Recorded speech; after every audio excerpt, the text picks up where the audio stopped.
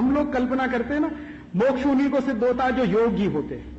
और योगी कौन होता है? जो अपने को दूसरों से ऊपर उठा लेता है।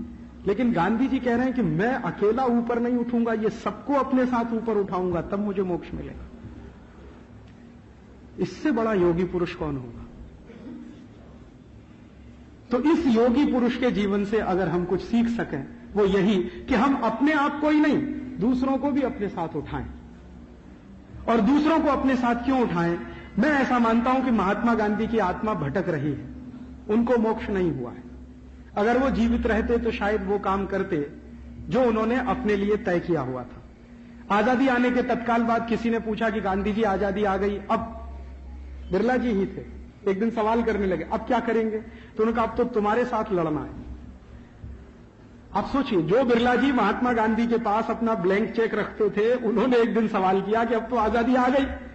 और गांधी जी की आदत थी रोज मालिश करवाते थे, तेल से मालिश करवाते थे।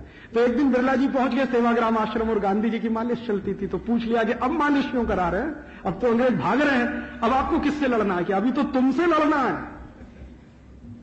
एक दुश्मन नहीं है हिंदुस्तान का, दूसरा दुश्मन मेरे सामने खड़ा है। तो बिरला जी घबरा गए कि ये कह क्या रहे हैं। तो गांधी जी ने फिर उनको बड़े प्रेम से समझाया कि देखो घनश्याम दास, ये लड़ाई हिंदुस्तान की जो है बड़ी लंबी है। अंग्रेजों का चले जाना तो एक चरण है, इसके आगे अभी बहुत सारे चरण हैं। तो उन्होंने पूछा कि आपका एसिड टेस्ट क्या है?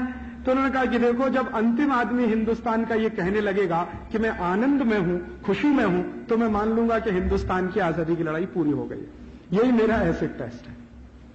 और वो तो दुर्भाग्य हम सबका कि उनको किसी ने मार दिया, किसी पागल आदमी ने। मैं तो कहता हूं कि जिस आदमी ने गांधी जी को मारा था, अच्छा ये होता कि वो महात्मा गांधी के सामने जाकर खुद को गोली मार लेता, वो उसके लिए बेहतर होता। उसने बजाय गांधी जी को गोली मारने के अपने को गोली मार लेनी चाहिए थी, वो उसके लिए ज्यादा बेहतर होता। लेकिन खैर ठीक है, दुर्घटनाएं होती रहती हैं और आगे भी होती रहेंगी, उसके लिए कभी अफसोस नहीं करना चाहिए। हमें यह भी अफसोस नहीं करना चाहिए कि गांधी जी हमारे बीच में नहीं है, क्योंकि वो हमेशा लोगों से ये कहते थे, कार्यकर्ताओं से, कि मैं रहूं ना रहूं, मेरा जीवन तुम्हारे लिए संदेश की तरह से है पूरा। मैंने मेरे जीवन भर जो किया वो आपके लिए संदेश जैसा है। तो गांधी जी के संदेश का अगर हम थोड़ा सा विश्लेषण करें और आज की परिस्थिति को देखने की कोशिश करें, तो मैं ऐसा मानता हूं कि उनको अभी मोक्ष नहीं मिला है, उनकी आत्मा कहीं ना कहीं भटक रही है। उसके 3 बड़े कारण हैं कि उन्होंने जब ये कहा था कि भारत का जब अंतिम व्यक्ति आनंद में रहेगा, खुशी में रहेगा, तो मैं मान लूंगा कि सारे काम पूरे हो गए हैं। वो अंतिम व्यक्ति अभी भी बहुत कुछ चीजों से वंचित है। भारत की इस समय आजादी 1 करोड़ से थोड़ी ऊपर हो चुकी है, और 100 करोड़ से ऊपर हो चुकी है। 1 अरब से थोड़ी ऊपर हो चुकी है, 100 करोड़ से ऊपर हो चुकी है। अब ये 100 करोड़ की आबादी का जरा क्लासिफिकेशन करें, वर्गीकरण करें, तो क्या चित्र है? चित्र ये है कि हिंदुस्तान के 100 करोड़ की आबादी में करीब 25 करोड़ लोग ऐसे हैं जिनके पास एक दिन में प्रति व्यक्ति खर्च करने के लिए 5 रुपया नहीं है। 25 करोड़ लोग ऐसे हैं। भारत सरकार के नेशनल सैंपल सर्वे की रिपोर्ट के अनुसार प्रति व्यक्ति 5 रुपए नहीं रखते एक दिन में खर्च करने की हैसियत, ऐसे 25 करोड़ लोग हैं। 15 करोड़ लोग ऐसे हैं हमारे देश में जिनके पास प्रति व्यक्ति एक दिन में खर्च करने के लिए 1 रुपया नहीं है। 15 करोड़ लोग ऐसे हैं। और करीब करीब 10 करोड़ लोग ऐसे हैं इस समय भारत देश में जिनके पास प्रति व्यक्ति एक दिन में खर्च करने के लिए 50 पैसा नहीं। 25 करोड़ लोगों के पास प्रति व्यक्ति एक दिन में खर्च करने के लिए 5 रुपया नहीं है। 10 करोड़ लोगों के पास प्रति व्यक्ति एक दिन में खर्च करने के लिए 50 पैसा नहीं है। और 15 करोड़ लोगों के पास प्रति व्यक्ति एक दिन में खर्च करने के लिए 1 रुपया नहीं।